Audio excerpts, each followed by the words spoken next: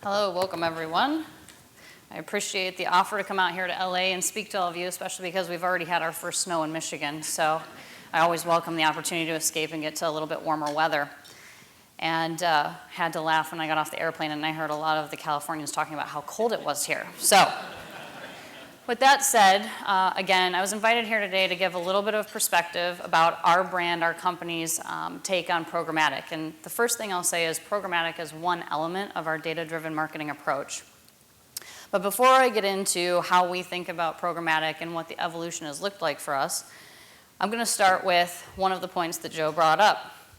Now, this is sometimes the look we get from our brand teams. It's the look I always get from my family when I tell them I'm coming to speak about programmatic, and they say, "Why are you going to talk about problematic media?"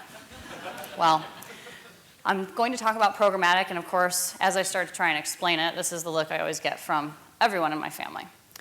So let's level set, as Joe mentioned, on the definition. Now, some of the elements that Joe defined programmatic as hold true for Kellogg, but we take it a little bit further.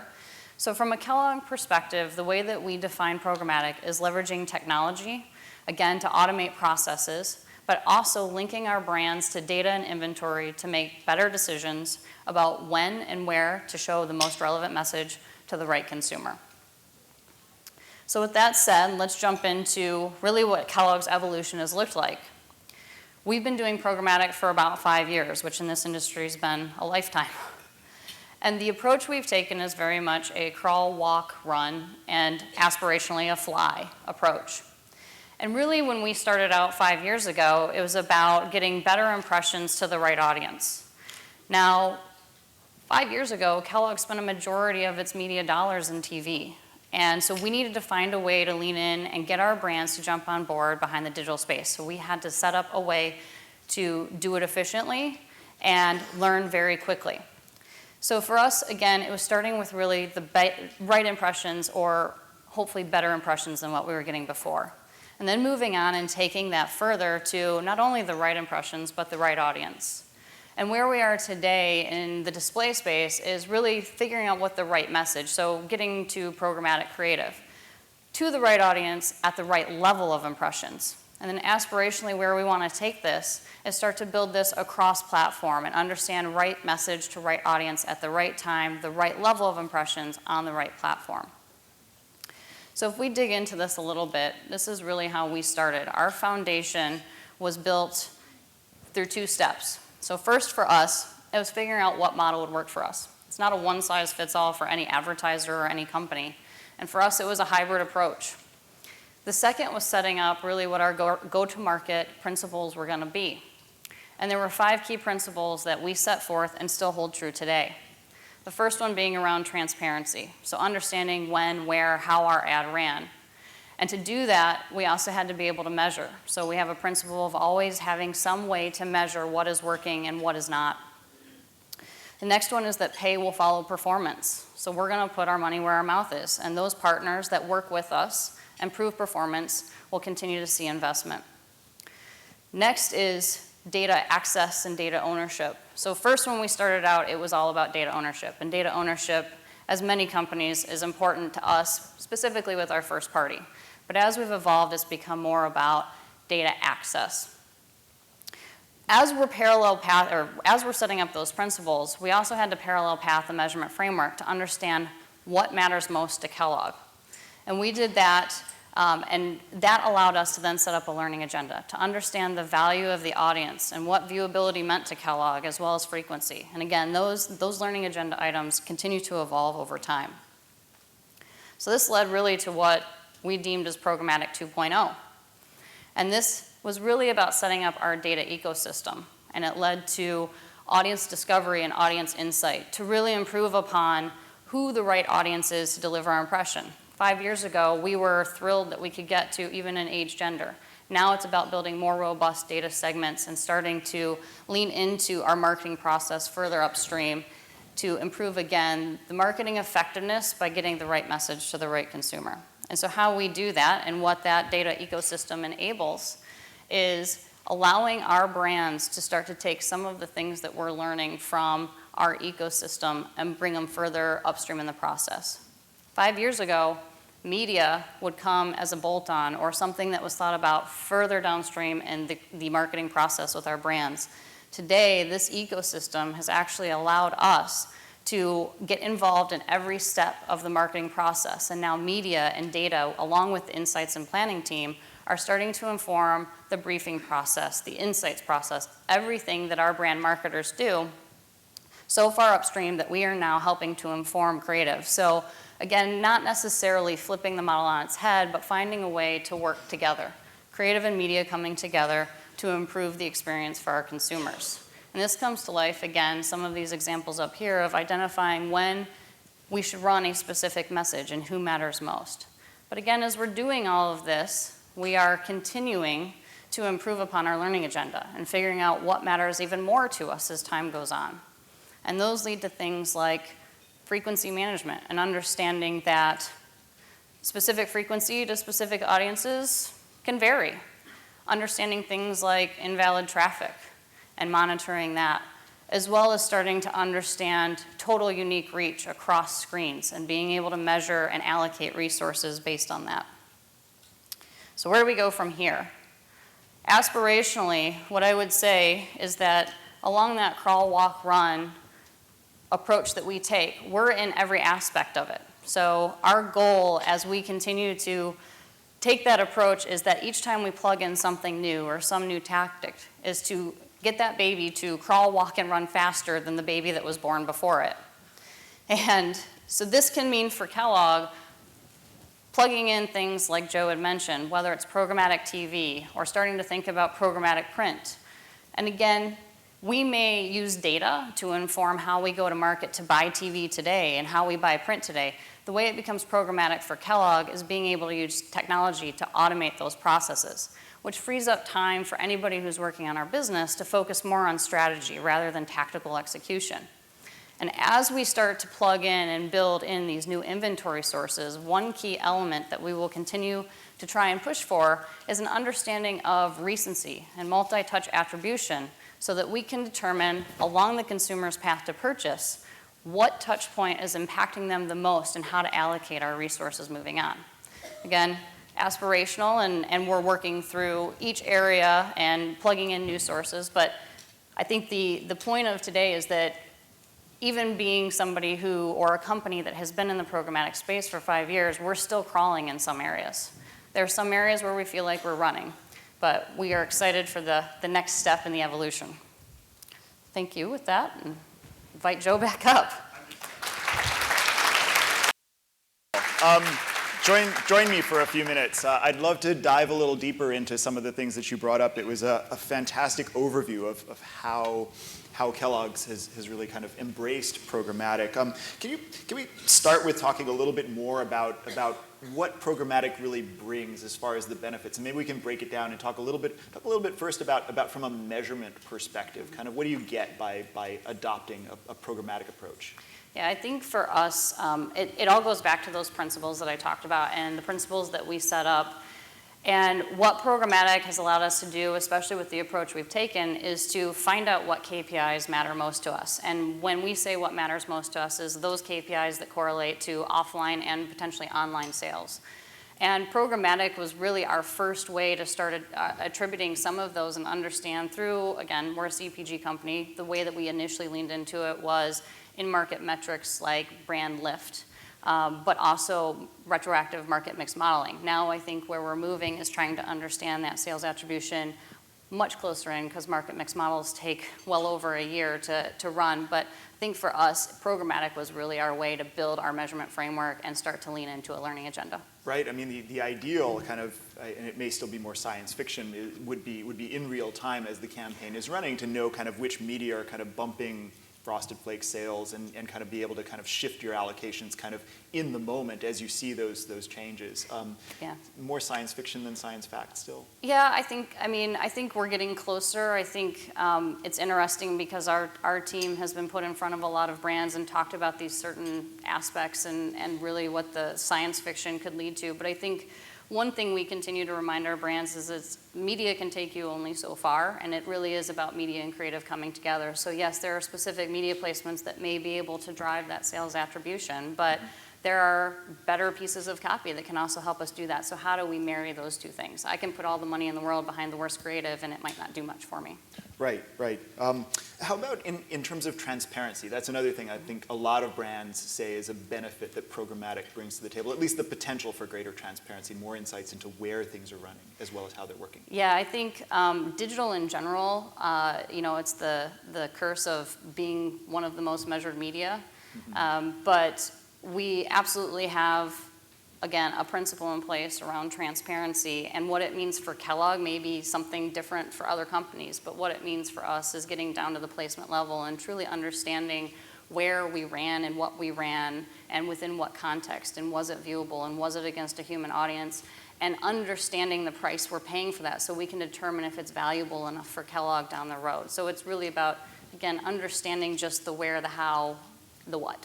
Yeah, I'd love to kind of dive just a little bit deeper into that, because I think programmatic is definitely reshaping questions of trust and questions of fraud and in human traffic and whatnot for good and sometimes for bad. I feel like here's one where some brands kind of are mistrustful of programmatic because they're afraid that kind of the inventory that they're buying kind of automatically, like they don't know where it's coming from, if it's going to a robot or a human, that kind of thing. Yeah, I think for us, we've typically seen the reverse.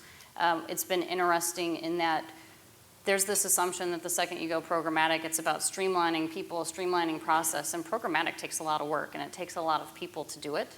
And one of the things we found is because of the rigor and the time that we have dedicated to programmatic and the teams of people, so we have teams of people sitting at the technology partners, at our agency, even within our own walls, that this is their daily job to manage that. And I think just the pure management and time spent day in and day out looking at every place that we're running allows us to be much more trustworthy about the places that we're buying within programmatic. That's great. That's great. Yeah, and I love that you mentioned streamlining, because it was one of the things that stood out to me when we talked about this conversation last week was, I feel like everybody kind of thinks of programmatic at the simplest level in terms of being about efficiency, about kind of just saving costs.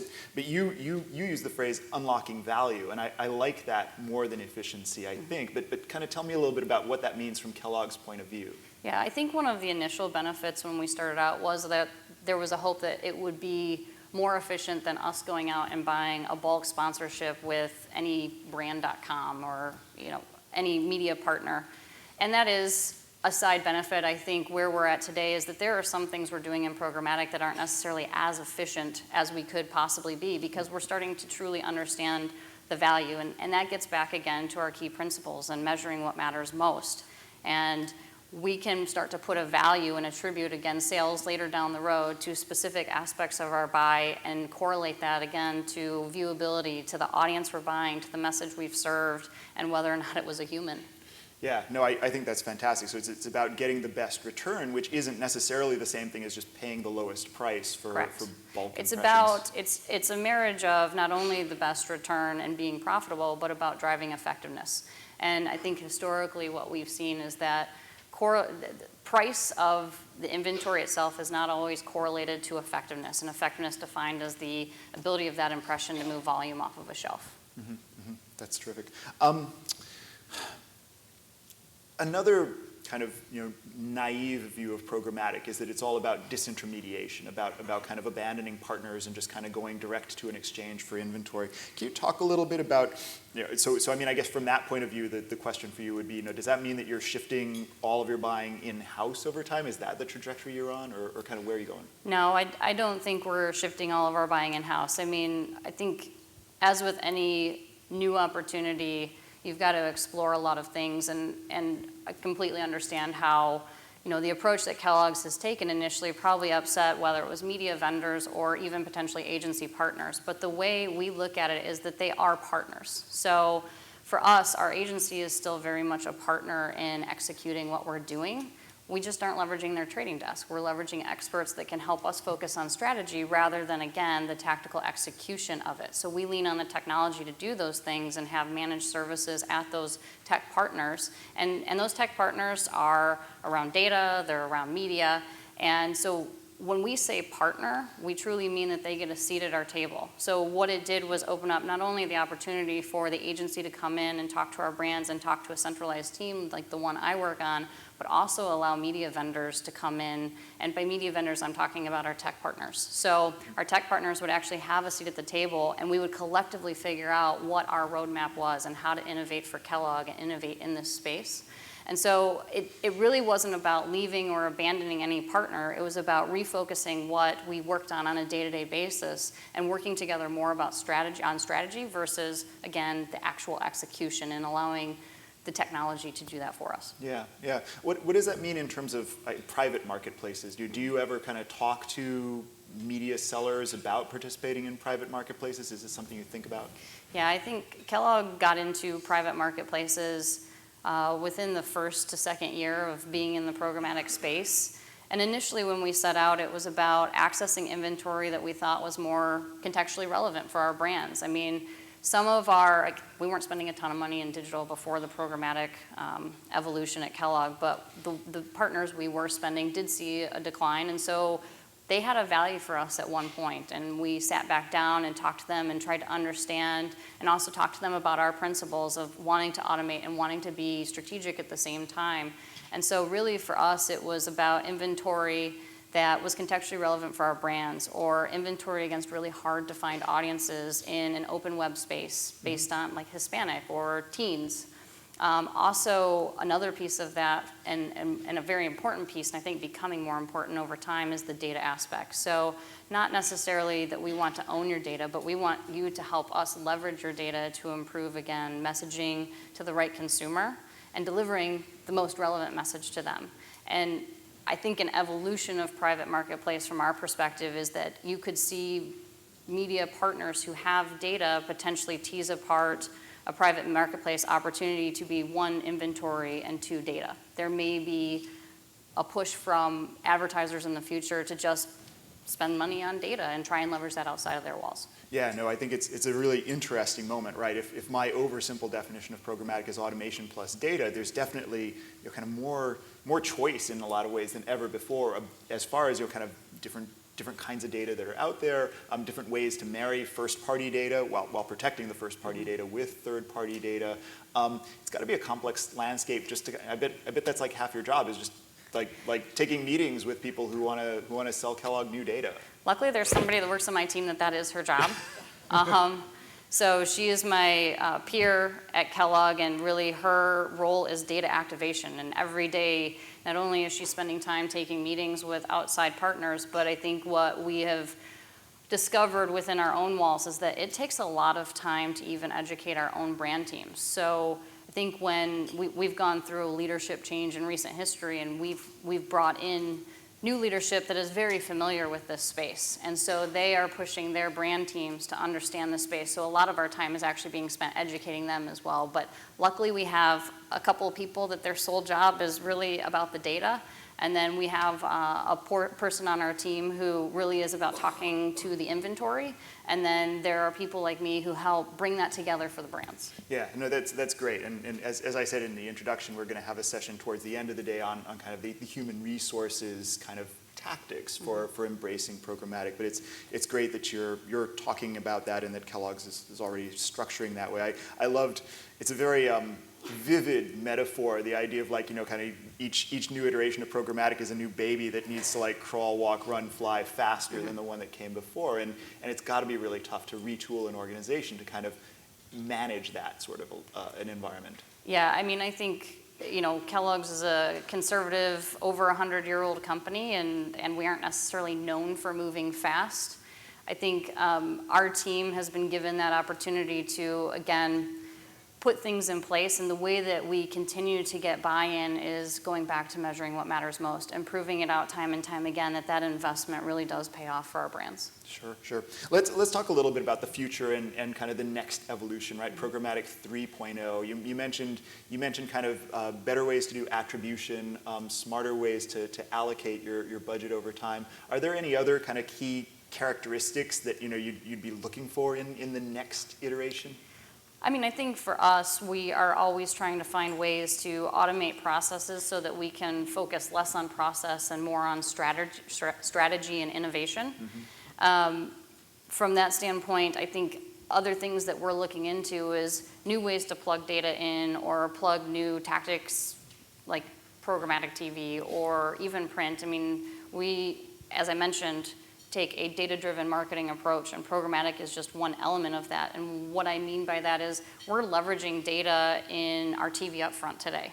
We are leveraging data with every print buy we put in place. And we're starting to get addressability with some of those things, but they aren't programmatic. It's still a cumbersome process of negotiations on the agency side and a focus of back and forth. So it could become programmatic if, again, something or some sort of technology were put in place that helped ease those processes, but it's still data-driven in our mind. Right, right. Lots of data, not so much automation yet in terms of those other kinds of media, but you can see it coming probably, in the next few years. I mean, it's starting with like over-the-top type TV services, but then migrating back to like more traditional TV buys probably. Yeah. So that's great. Another thing that you said in your opening remarks that I really liked was around kind of reuniting in some ways media strategy and creative strategy, and kind of using media to inform creative, and kind of really letting the two synergize with one another. I think in a kind of traditional ad buying environment, like the artist made the creative and the media guys figured out where to run it, and that was kind of that. Can you talk a little bit with that? That's got to be a big. There's a lot of institutional inertia to overcome to kind of move to a world where the media can inform the creative as much as vice versa. How's that working? I think we're in the mix on that one right now, especially at Kellogg. And what again, having been a brand or a company that was focused so heavily in TV even only 5 years ago, our creative agencies would go off and create beautiful 30-second spots, and we would know where to put the media.